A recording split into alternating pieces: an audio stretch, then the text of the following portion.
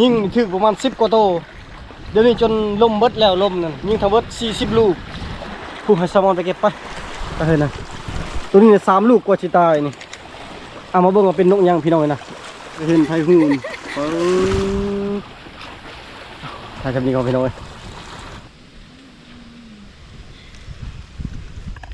ปะแซลมอนจัดการปีงนะพี่น้องนี่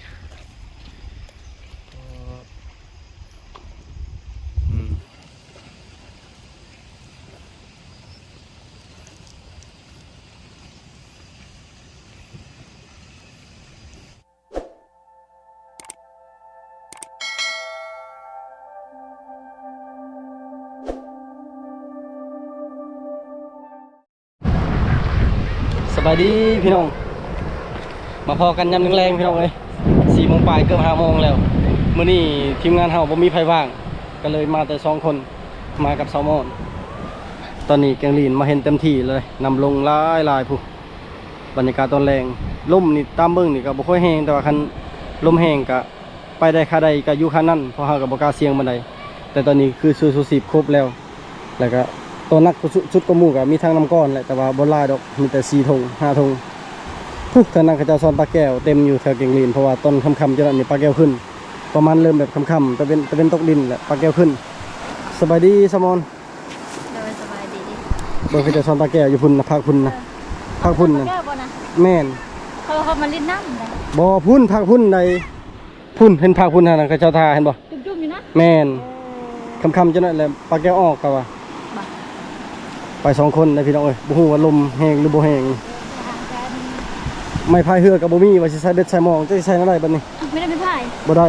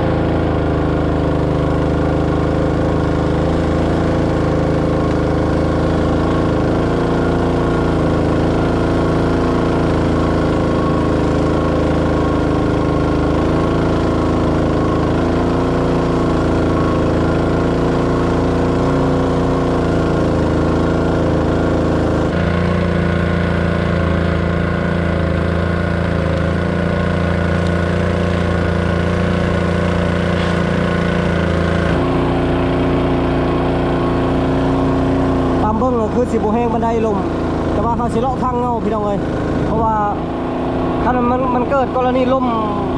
เขาเห็นอยู่วางกลางเลยเขาตั้งโต๊ะบ่ทันเราก็เลยเลาะพังก่อนเลาะเรียบพังก่อนค่อยลงไป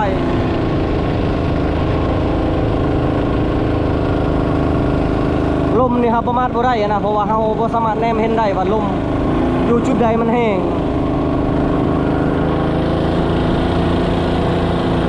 มาแบบบริมียังติดโตเลยพี่น้องเอ้ยมีแต่ข้าวแต่น้ำส่วนอาหารกันอยู่กันกินแม่นเพราะท่านได้มียังเลย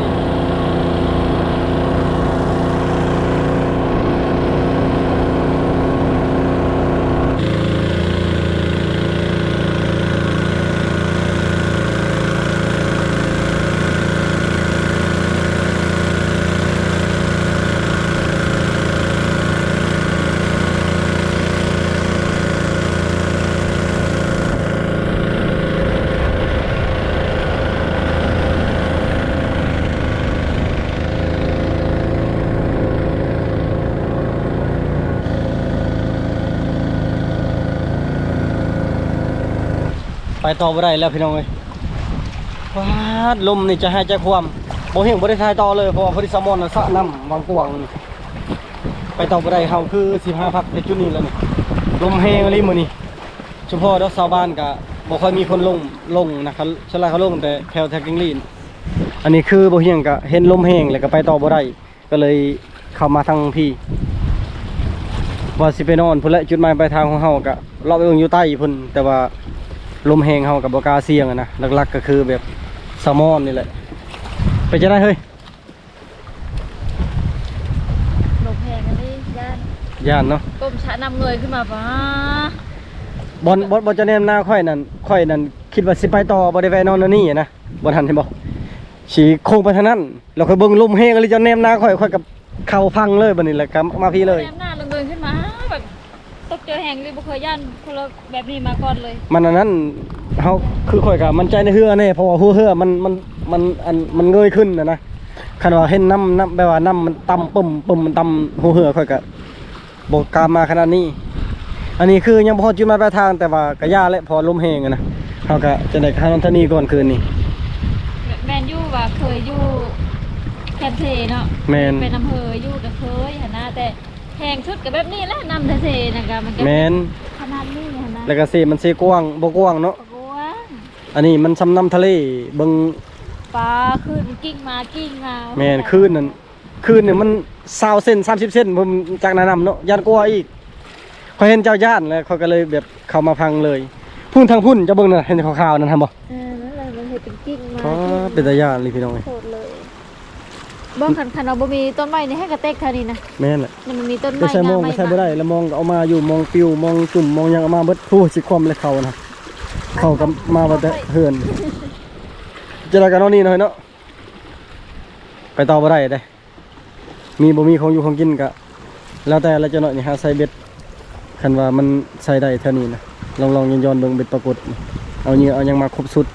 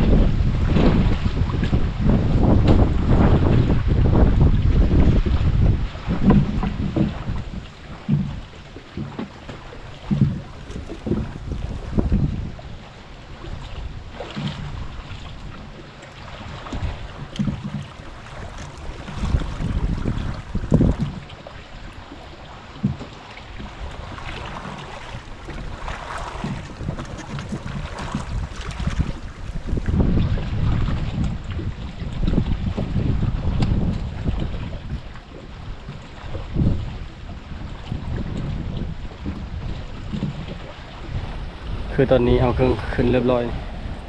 เครื่องของกันลายย่างพี่น้องคิดว่าบ่มีลมบ่แห้งก็สิเอา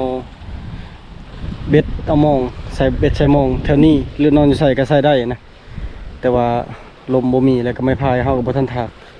ฮอบแล้วเนี่ยเอาเมื่อปะอยู่เฮือนก็เสียแบบมีพี่น้องเขาเจ้ามายืมนั่นนี่แล้วก็เสียเฮาก็ว่าบ่ได้นะเคยยืมกันที่จริงใช้เบ็ดใส่มองเท่านี้ปรากฏน่าจะมีอยู่เท่านี้คักอยู่แต่ก็เบิ่งสถานการณ์ลมนี่แหละพี่น้องเอ้ยเฮาก็ยากมาฮอดพี่แหละขี้งอบ่สิกลับตอนอยู่บ้านล่ะขี้งอจะมาพี่นะตอนนี้5:51 นาทีก็คือ6:00 นอีก9 นาทีจังฮอด6:00 นมันก็ตะเว้นก็ตกดินเรียบร้อยแล้วบ่เฮียงก็ที่เราย่างๆจุดแถวแคมเปญนึงยันเราบุญปากม่านเฮาแล้วสิพอกระหอกพอนก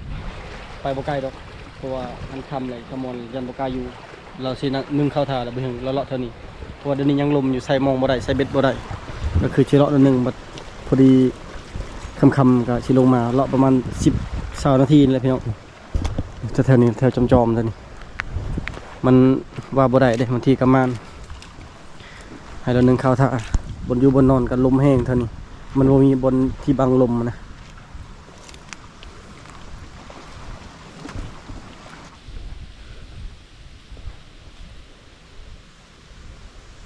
นี่คือหอยเห็นนี่พี่น้องนะ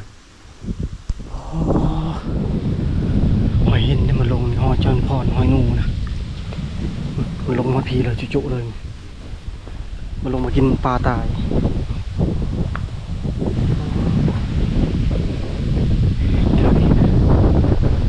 บ่เห็นชิลเลาะท่านี้ลมแห้งอะไรเมื่อวานชิมีก็หอกกินมักเดือบ่ตามหอยมองนี่น้ำตกแต่ว่าน้ำเริ่มขาดแล้วยังไหลบ่ไหล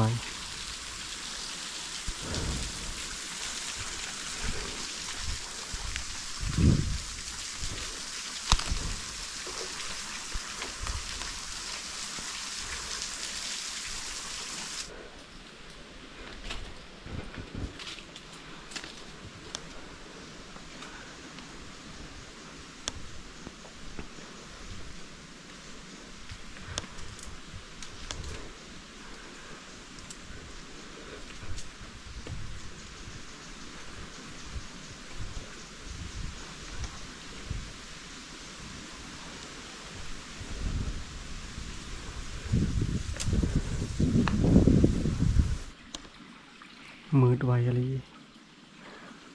เลาะบ่ฮอดใส่มืดแล้วถอยกลับปะนี่ยิงนกกระแซวบ่ถึก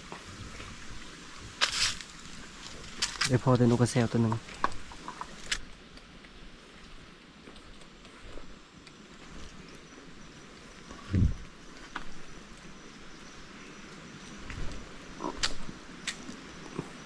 ยังมีลมอยู่อยากให้ลมเศร้าอยากใช้เบ็ด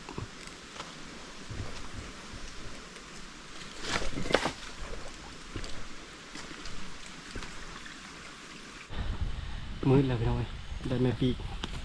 เห็ดเคียงสบายบนห้องเห็ดอยู่เขากินอ้อมืดลมฮอดเสียตอนนี้ไข่แซลมอนบ่ได้ยังเพิ่งหาจนย้อนลงเบ็ดก่อนโอ้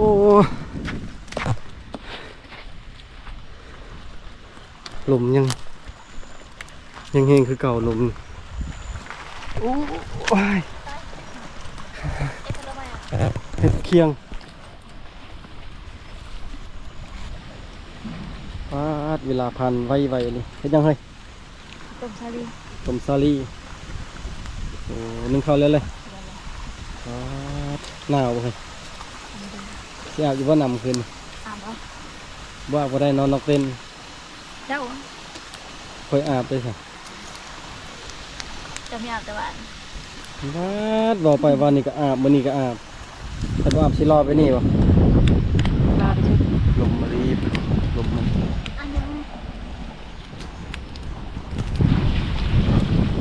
แต่ว่าเอาน้ำดื่มเลยโอ้น้ำเทบลืม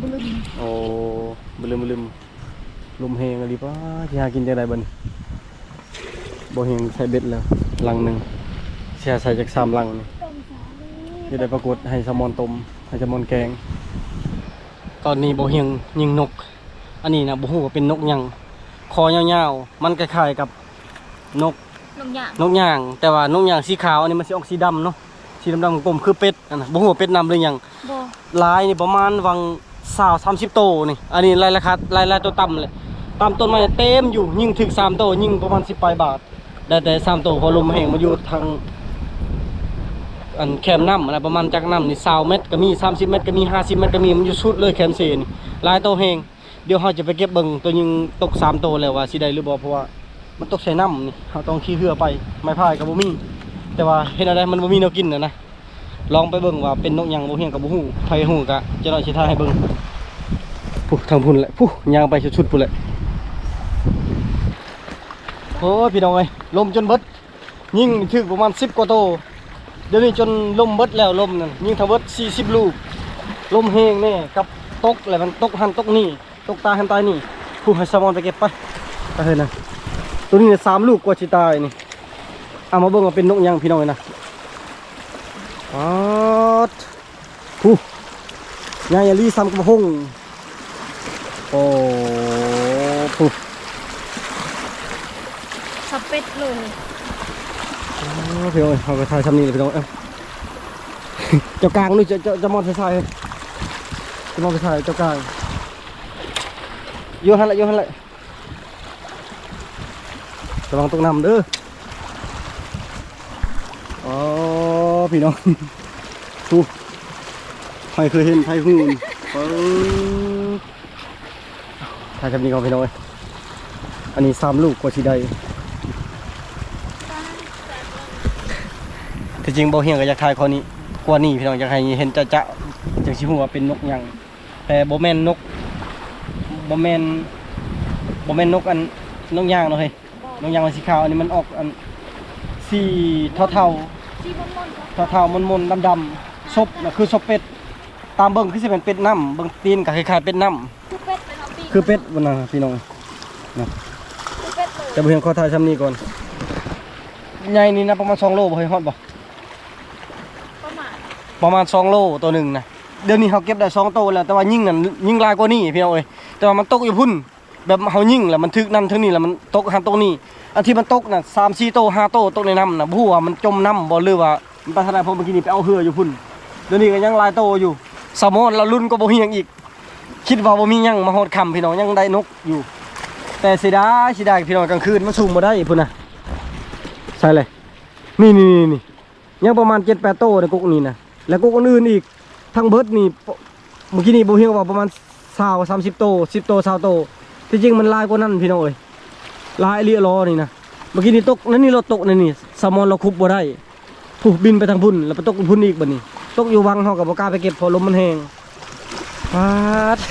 ดีใจเด้ ตื่นเต้นแทงเลย แม่นตื่นเต้นแฮงอีหลีเบิ่งเลือดเท่านี้กระจายอยู่มันกินเพราะว่ามือยิงแล้วมันก็บินตกอยู่ทางนี้นะสิดาอยู่นี่ตกตัวนึงเมื่อกี้นี่นะแต่ว่าบ่เห็นมันพูขึ้นตอนตกแล้วมันพูขึ้นบ่เห็นกันบ่อยากลอยเพราะกลางคืนนั่นน่ะมันเสี่ยงแล้วเอาเหือบัดนี้เอาเหือมาแล้วบ่เห็น มันตัวใหญ่ตกจมเลย ยันจมเลย ตกน้ำบักลายตัวเนาะ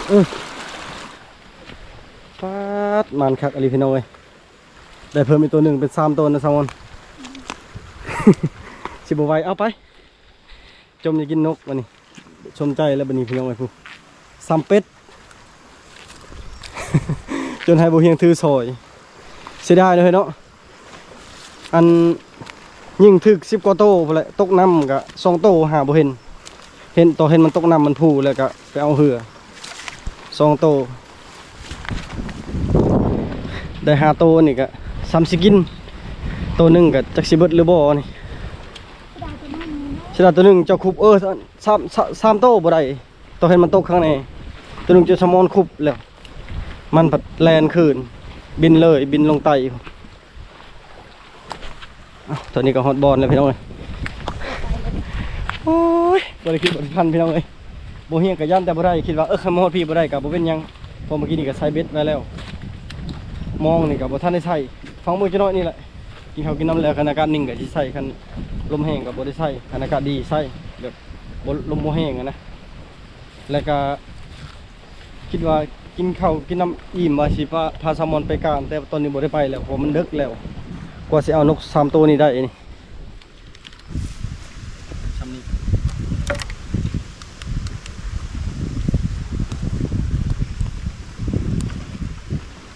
พอดีเลยพี่น้องตอนนี้ก็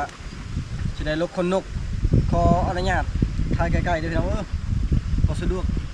ถ่ายไกลนะต้องขออภัยนำพี่น้องต้องเข้าใจว่าระบบ จะเกิดน้ำได้เลยจะจะติดคอน้ำคนแห้ง ค่อยเฮ็ดไป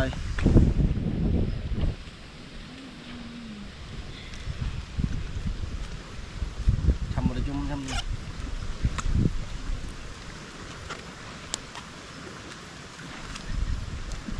คันว่าบางคนท่านี่เขาจะว่ารักเป็ดเข้าแล้วนี่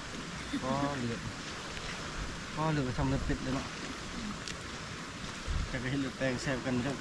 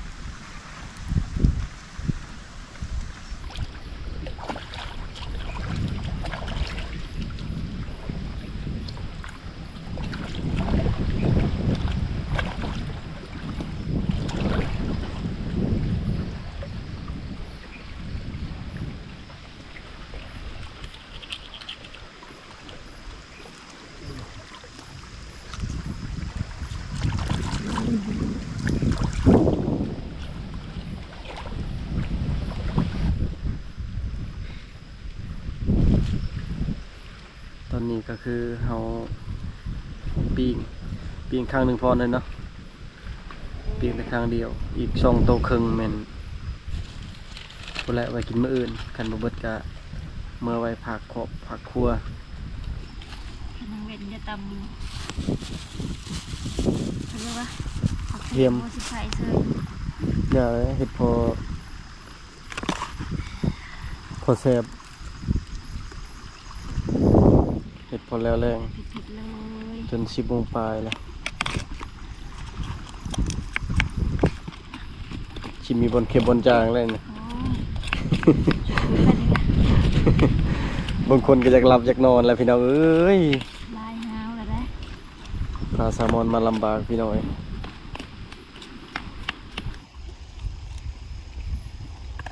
ปลาแซลมอนจัดการปีงนะพี่น้องไอ้นี่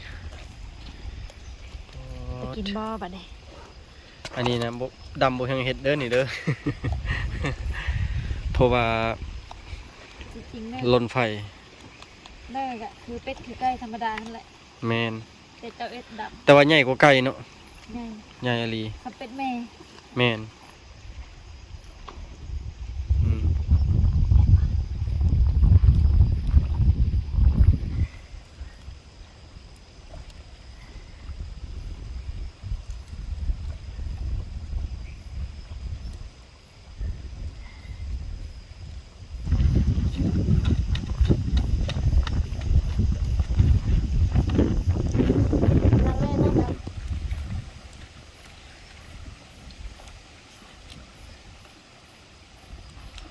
เป็นโม่งเลยกินผู้ชุ่มแท้ บ่เกินมื้ออื่นดอกเนาะ กี่โมงนี้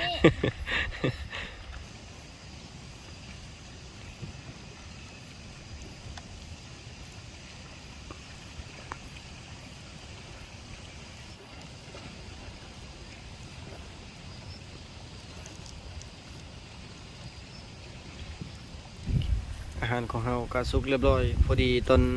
ปิ้งอาหารแม่นพากันลงไปอาบน้ำปาดลมวูๆอยู่พี่น้อยบ่ฮู้สิได้ยินเสียงหรือบ่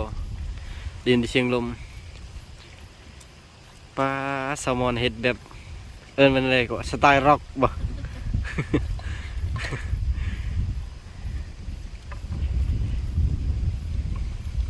เป็นอะไร นุ่งทรงขาสั้นเลยผู้บ่าวนี่บ่แม่นแต่ผู้สาวเป็นผู้บ่าวแล้วบัดนี้บ่าวมอนนอกจากเป็นสาวมอนแล้วเป็นบ่าวมอนปาด มันคือกรอบใช่ปะ คักอะไรเนาะใหญ่เลยเบิ่งแต่กระดูกนี่โอ้นุ่มมันดีเนาะโอ้บ่หยาบเนาะเฮ้ยเนาะ บ่ คิดว่าสิหยาบ ต้องซื้อมาแล้วเราทำมากันเถอะต้องซื้อมาบ่ว่า ได้เบิดที่ยิงนั่นเมื่อเลยมื้อเช้า เมื่อเลยแหละ โอ้มีมดอ่ะ อืม ก็บ่เบิดก็บ่เป็นหยังคุมเพิ่นเช้ามันสิได้มันไปตกกลางน้ำกลางหยังเลยถึกเกือบทุกโตเลยนะถึก ง่ายถือแล้วมันก็บินเจอไปตรงบนอื่น แม่นมันใกล้ช้ำใกล้แล้วมันถึกบ่ถึกจุดมันก็บ่ตาย ตกลงน้ำตกลงในไปบินหาปลาไปแบบนี้นะ อืม กับลมเลยเนาะลมมาเลย เบิ่งซีนนะทางใกล้ๆนี่โอ้พี่น้องเอ้ยคือกับซีนไก่เลยผู้เนื้อสัตว์ใหญ่ตัวละ2-3 โลซัมเป็ดนั่นแหละไก่ยังบ่ใหญ่ส่ำนี้ สัมเป็ดผู้ อันนี้ปีกมันน่ะงอกได้ปีกมันคอบักยาวคือกับนกย่างนั่นแหละตีนยาวคอยาวลองพิมือแซลมอนข่อยบ่คิดเลยแต่ว่าแซลมอนสิปรับโตวได้มาอยู่ป่าอยู่ดงแบบนี้นำข่อย เสียมกันนะ ไปจะได้เฮ้ยแอมลึไม่ใช่แซ่บและเงยหัวอยู่ ในบางซีนก็จับ ซีนคักอันนี้เนาะกรอบคักได้ซีนสุกคักบ่แล้วข่อยจะกินกับข้าว ปาดใหญ่ๆเลยสบายกินเอา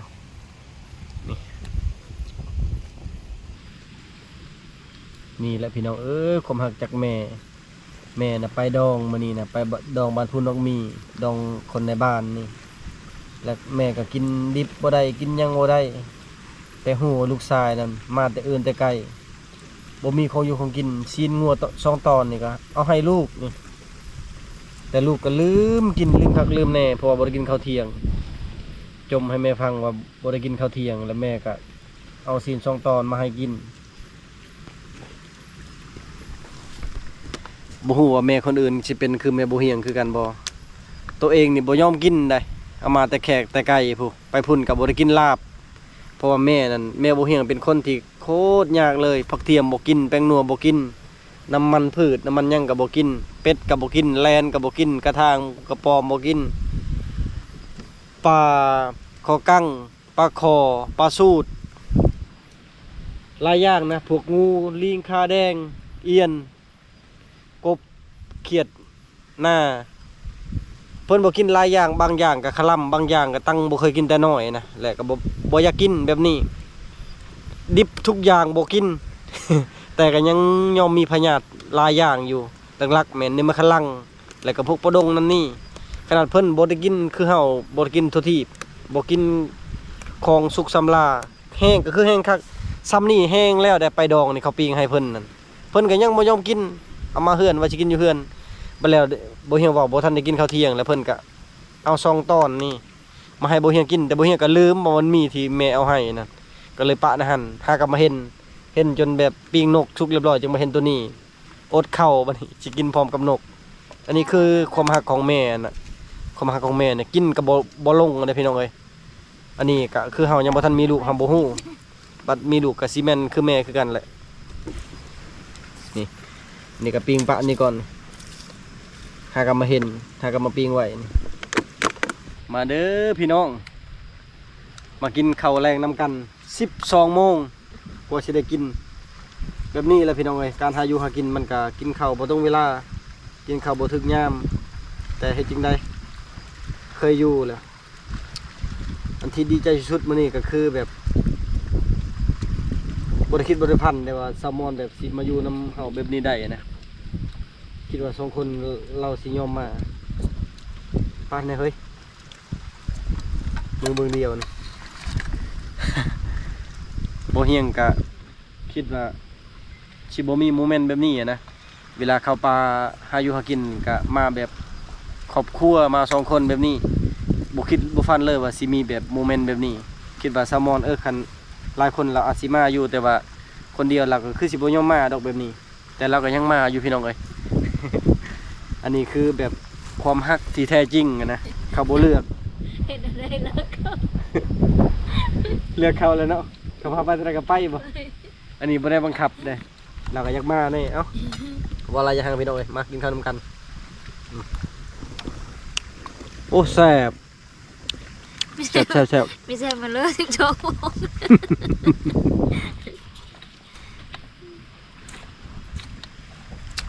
อื บึงซีน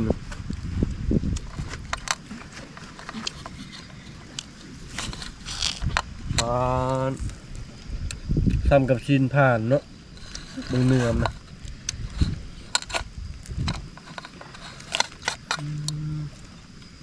เอาค่ะปอดอันนี้นะว้าวแท้เลยพี่น้องอันนี้ยังบ่เห็นยังบ่ฮู้ว่าเป็นซีนเป็นนกหยังเอิ้นนกบ่หรือเอิ้นหยังเฮาก็บ่ฮู้นี่นะแต่ว่าคล้ายๆกับนกยางแต่ใหญ่กว่านกยางแล้วก็สีบ่คือนกยางสีขาวอันนี้มันเป็นสีแบบสีเท่าบ่ เท่าสีเท่าแบบเท่าอ่อนๆเนาะแต่ว่าเนื้อมันนี่คือกับเนื้อสัตว์ใหญ่เลยพวกจักสิอธิบายได้พี่น้องนี่มันสิเป็นอันนี้บ่ได้ฮู้คอมเมนต์มาแต่รสชาติมันก็คือออกมันแล้วก็บ่มีขาวบ่มีความขาวมันแล้วก็มันคล้ายๆกับเนื้อใหญ่นะพี่น้องเอ้ยอธิบายบ่ถูกหากกินครั้งแรกเป็นนกที่ว่านกแปลกประหลาดเพราะว่าเคยเห็นอยู่มันบินแบบถึงอากาศแบบสูงๆแบบนี้เห็นแบบมันจะห้องว่ากลางคืนเนี่ยเขาค่อยสไลด์เช่นกลางคืนนะบ่ฮู้ว่ามันสิมาแบบเป็นหมู่เป็นพูงแบบนี้คืนหากก็เห็นครั้งแรกคืนนี้แหละมาอยู่สุดทางนั้นประมาณ 4-5 ต้นนึง10-20 โต30 โตก็มีต้นนึง 2-3 โตก็มีมันอยู่แบบนี้นะกลุ่มเป็นก้อนพี่น้องเอ้ยเอ้ามากินนำกันเป็นจะได้แซลมอนแซ่บบ่นี่อันนี้คือพี่มือแซลมอนปานให้พร้อมบริเวณต้นยังในต้นลมนะบริเวณต้นตัวเองไอ้ต้นแบบแซลมอนนี่นะเบื้องหลังกับแนมนาโบเฮียงอยู่ตลบมาคิดโตค่อยก้มชาน้ำเผึ่งยันเจ้าย่านนั่นแหละ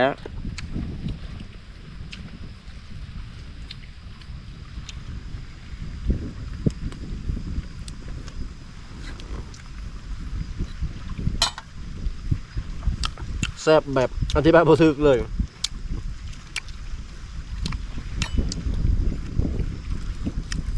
มื้ออื่นลองแบบแกงเนาะอบก็ได้บ่อบชีนมัน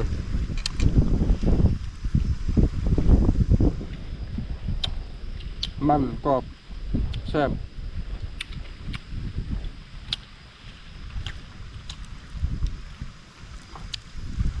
ก็คือชิ้นเป็ดนะแม่นกำลังที่เบาเลยมันจะออกแบบคือชิ้นเป็ดเลยรสชาติเป็ดแต่กระชิ้นนกกระจอกเทศก็ง่ายแบบนี้อยู่จังเนาะจังหวะบ่เคยกินบ่เคยเขาก็บ่เคยคือกันแต่คิดว่านกกระจอกเทศก็น่าจะเป็นแบบนี้จังซี่เลยพี่น้องไงห่านก็จะบ่เคยอันนี้บ่ฮู้ว่าเป็นสัตว์แบบผิดกฎหมายบ่หรือแบบใดอันนี้บ่ฮู้แท้ๆเลยพี่น้องไอ้บ่เน้นเว้าว่าแบบเว้าตอแหลเว้าหยังนะแบบบ่เคยเห็นจักเทื่อนะ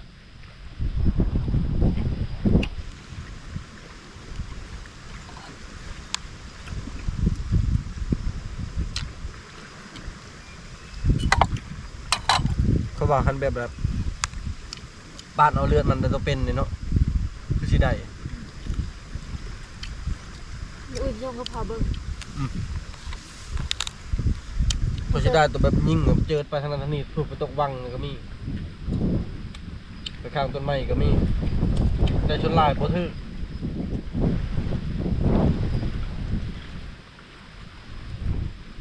ตัวถึงห้องละ10 โตแล้วคือลายของเรากำลังตกมันใหญ่มีตัวหนึ่งเขาต้องเบิ่งแล้วยิงคือตีนมันยกขึ้น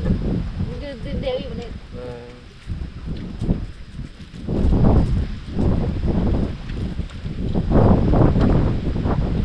จะยิงเข้าก็ต้องมาโต๊ะเขาอันข้างคอยเดานี่โบถึงจักยางเลยเขาจะคิดว่ามันจะออกแบบหยาบๆเวลาเขากินนะแล้วก็ขาวแล้วก็ซีนมันมีน้อยแบบนี้นะถ้าเป็นนกก็เขาจะเทียบใส่เป็นนกพวกนกกระแซวแบบนี้นะนกกระแซวพวกนกยังวะนกกระโต้งพวกนกยังวะนกเจาะไม่นะนกอะไรวะเขาก็จะว่าคือเจ้าอยู่ คือนกคือเจาะไม้ข้างหน้านกเวียนหางนกกลไม้มา ซบมันนะ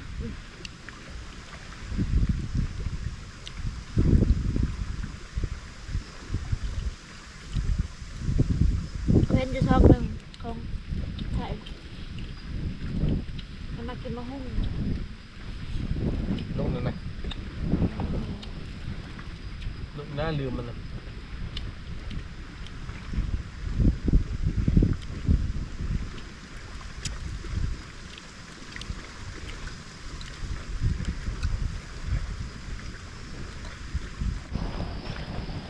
สุดท้ายก็อิ่มพี่น้องเอ้ยกินข้าวกินน้ำอิ่มเรียบร้อยแล้วเป็นจะได้เจ้า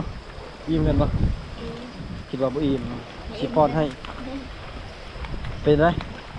เข้าปลาไปนี่ไหวอยู่บ่โอเคอยู่บ่ บ่ไว้บ่ไว้ บ่ไหวบ่สิมาส่งนั่นนี่ ไปมาเหมือน ไม่ยังนี่นะเบิ่งเกาะแขนเกาะขาอยู่เอ้ยสมอนนี่เบิ่งจำนวนที่ตก บ่ไว้มือหน้ามา กินข้าวอิ่มเรียบร้อยพี่น้องก็ลงไปล้างมือล้างหยังก็มีแต่เก็บอาหารไว้แล้วก็มื้อเช้าจึงหาอยู่หากินคืนนี้ก็สิบ่ได้ไปการและไฟใส่ก็อยากเบิดเลยเพราะว่าคิดเบิ่งจน12 โมงแล้วครัวอาหารตั้งแต่หัวแรงโอ้ยบ่เฮียงกับมื้อน้ำลมพี่น้องเอ้ยจักสิว่าจังไดแต่ว่ายังนอกจาก เอาดีใจอันนั้น เป็นยังนอกจากเขาเจอแบบล่มแบบนี้เขาก็ยังมีข้อดีก็คือแบบได้อาหารกินพี่น้องเอ้ยมีแต่มื้ออนเสาร์ละอีลองยามๆเบิ่งเบ็ดมองนี่ก็ใส่แล้วใส่มองน้อยนะบ่ฮู้ว่าสิมานหรือบ่มานมื้ออื่นสำหรับคลิปวิดีโอนี้ก็ขอจบไว้เพียงเท่านี้พี่น้องเอ้ยก่อนอื่นก็ขอบอกขอบใจเบิดทุกคนที่เป็นกำลังแห่งใจให้บ่เฮียงถ้ามักและอยากเบิ่งคลิปวิดีโอแบบนี้อีกก็อย่าลืมซัพพอร์ตพวกเฮาการซัพพอร์ตพวกเฮาก็บ่มีหยังหลายพี่น้องเอ้ยมีแต่เบิ่งคลิปของพวกเฮาให้จบแล้วก็บ่คำโฆษณาเฮ็ดให้พวกเฮามีรายได้แล้วพวกเฮาก็จะเฮ็ดคลิปแบบนี้เรื่อยๆและก็เรื่อยๆให้เบิ่งตลอดไปพี่น้องเอ้ยสำหรับ EP นี้ไปก่อนเด้อพี่น้องเด้อใจหลายๆ